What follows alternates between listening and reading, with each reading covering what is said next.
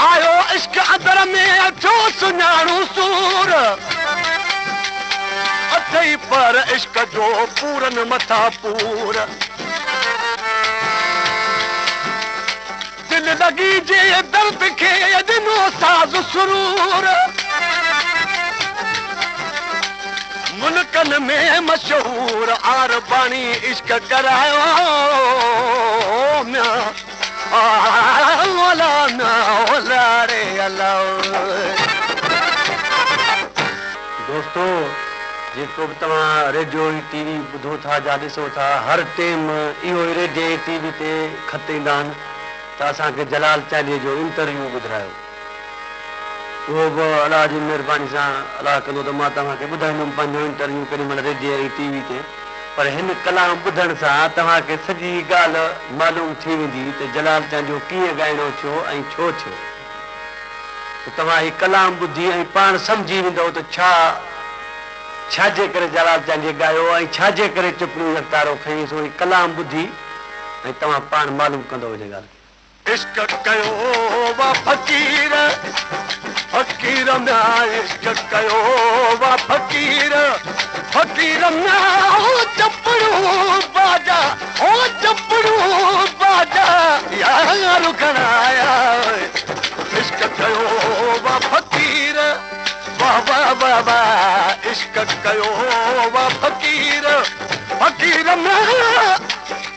ओ चपड़ू बाजा ओ चपड़ू बाजा यार खणाया इश्क कयो वा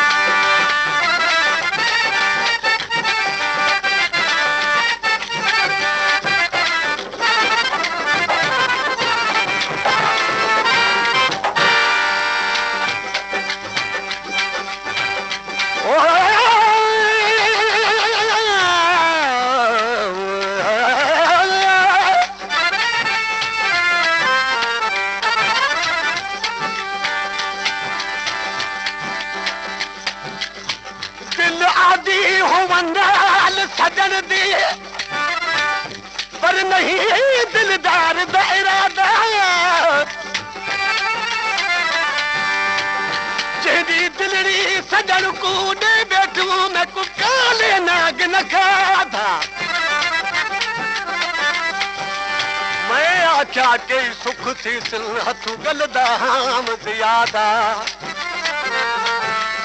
मैं भी गरीब ते करम करो बस अल्लाह गरीब नवाजा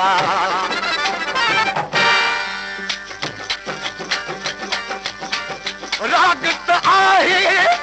राज रब्बानी रागत आहे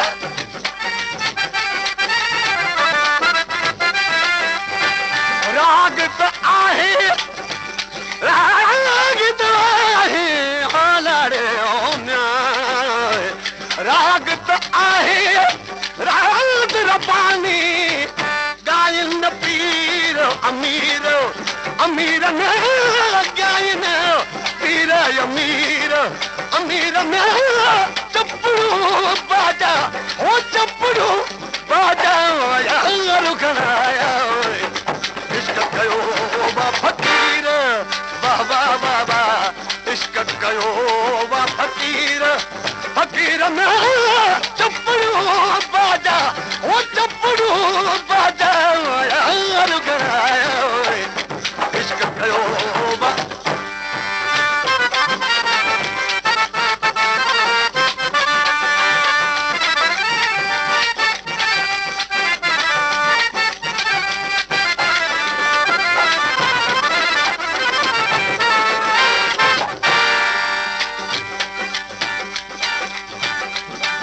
बनाया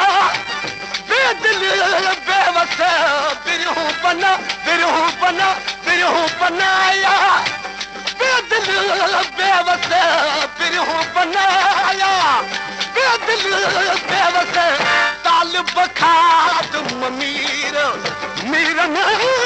तालिब खादम मीर मीर न चपड़ू बाजा ओ चपड़ू बाजा रुखनाया इश्क कयो बा फकीर वाह वाह वाह वाह इश्क कयो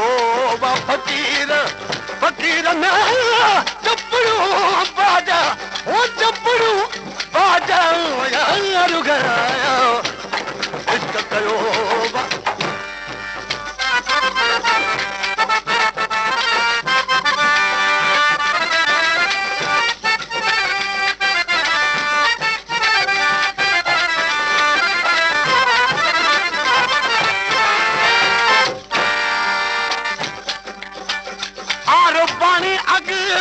आजाद हो बिल्कुल आरू बाणी आजाद हो बिल्कुल आरू बाणी अग आजाद हो बिल्कुल इश्क सदायो असीर असीर न